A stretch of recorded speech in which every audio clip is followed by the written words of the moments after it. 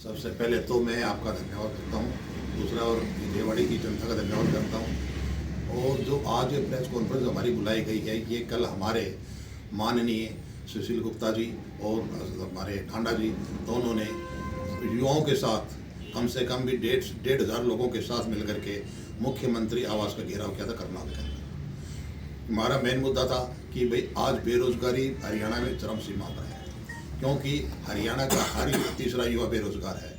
और उस बेरोजगारी में आज युवा इस कदर पे है कि वो नशे की हालत में पहुंच गया है, और नशे की हालत में वो इंजेक्शन लेता अनेक प्रकार के तरीके अपना नशे के लिए, जिससे क्या है कि हरियाणा में जवान का बहुत बुरा हाल है।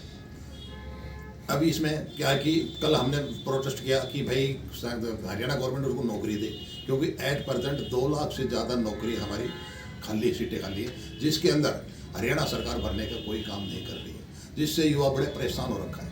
और 2 लाख से ज़्यादा के लिए इन्होंने 30 बार पेपर लिया, जो कि 30 बार इनका पेपर लीक हो गया है। तो ऐसी कोई गवर्नमेंट नहीं जिनका पेपर एक भी लीक नहीं हुआ हो। ये ऐसी गवर्नमेंट है कि इसका जो भी पेपर लेती है या पेपर लीक नहीं होता तो इनका केस कोर्ट में चला जाता है, और कोर्ट में जाने के बाद क्या होता है, कोर्ट में हाल लटक जाता है। तो जो लड़का एग्जाम दे रहा बेचारा एवरेज हो जाता है, तो उस लड़के का जवाबदार कौन है? तो गवर्नमेंट से यही है कि जल्दी से जल्दी इन बेरोजगारी को ख़त्म करे।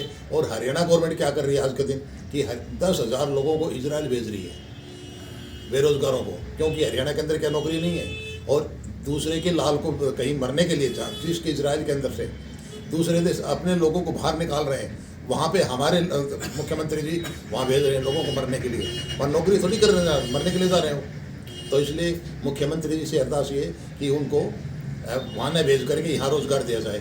इस प्रक्रिया में कल जिले स्तर पे हरियाणा के पूरे जिले स्तर के ऊपर एक कल हम धरना दे रहे हैं, और रेवाड़ी का धरना बावड़ के अम्बेडकर चौक पर देंगे, ताकि हमारी आवाज़ सरकार तक पहुँच के और रोजगार के बारे में सोचा जा सके। अभी एक नया जो हरियाणा में घोटाला जो मामला उजागर हुआ है, उसके संबंध में आप हाँ, ये जो घोटाला जो हुआ है 100 करोड़ का, ये डॉक्टर बनवारी लाल जी जिसके मिनिस्टर हैं, तो मैं तो ये कह रहा हूँ कि ये जो घोटाला इसकी जांच गहराई होनी चाहिए, और स्टेप बाय स्टेप जांच होनी चाहिए। किसी रिटायर्ड जज से करानी चाहिए या सिटिंग जज से करानी चाहिए, क्योंकि ये मामला 100 करोड़ का नहीं है, ये मामला बहुत ज़्यादा करोड़ का है। क्यों कि मिनिस्टर से मिली भगत के अलावा नहीं हो सकता है, क्योंकि किसी की इतनी हिम्मत नहीं कितना करोड़ों को कर देगा। तो इसलिए गवर्नमेंट से हमारी अरदास है कि इस घोटाले की जांच के लिए किसी सिटिंग से जांच कराए और उसका पूरा पर्दाफाश किया जाए, और दूध का दूध और पानी का पानी किया जाए। सर्वप्रथम मैं आप सभी मीडिया कर्मियों का हार्दिक दिल से स्वागत करता हूं और आपका धन्यवाद करता हूं कि आप इस प्रेस वार्ता में आए।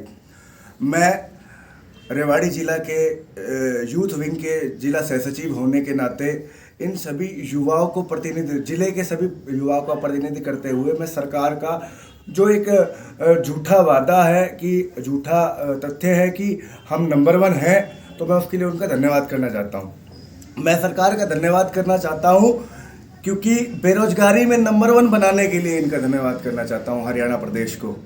मैं धन्यवाद करना चाहता हूं युवाओं को रोजगार के बदले केवल और केवल भटकाने के लिए धन्यवाद करना चाहता हूं। मैं धन्यवाद करना चाहता हूं कि जब युवा रोजगार की मांग करते हैं तब इन्हें लाठियां मिलती हैं।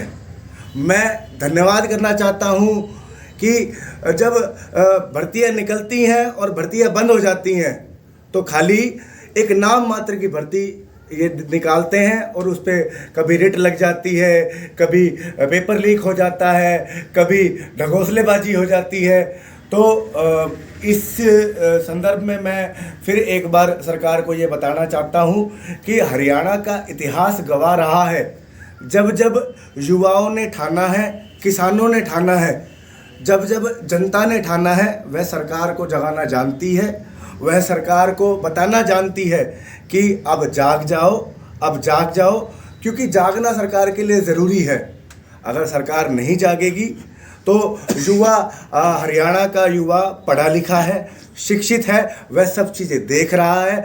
2024 दूर नहीं है जब ये सभी लोग, सभी युवा अपनी वोट की चोट से सरकार को जगाएंगे और सरकार को बताएंगे कि हाँ तुम्हारा जागना ज़रूरी है, हमारी भी मांगे हैं जिनको मानना ज़रूरी है। क्योंकि एक युवा होने, मैं खुद एक युवा होने के नाते सरकार से पूछना चाहता हूँ कि साहब डिग्री है पर नौकरी क्यों नहीं? साहब डिग्री है पर नौकरी क्यों नहीं? मेरा सरकार से बार बार निवेदन है कि आप जागिए, आप युवाओं की तरफ ध्यान दीजिए। केवल भर्ती निकालने से, पेपर लीक होने से बार बार भर्तियां निकलती हैं, बार बार पेपर लीक हो जाते हैं, भर्तियां निकलती हैं, बच्चे फार्म भरते हैं, कोई कैसी कंडीशन में भरता है, कोई ना प्राइवेट नौकरियां हैं ना सरकारी नौकरियां। तो क्यों सरकार ये वादा करती है कि हमने हरियाणा को नंबर 1 किया? मैं सरकार को बार बार इसी चीज़ के लिए धन्यवाद करता हूँ कि धन्यवाद, आपने हमें बेरोजगारी में नंबर 1 कर दिया। धन्यवाद। Well done.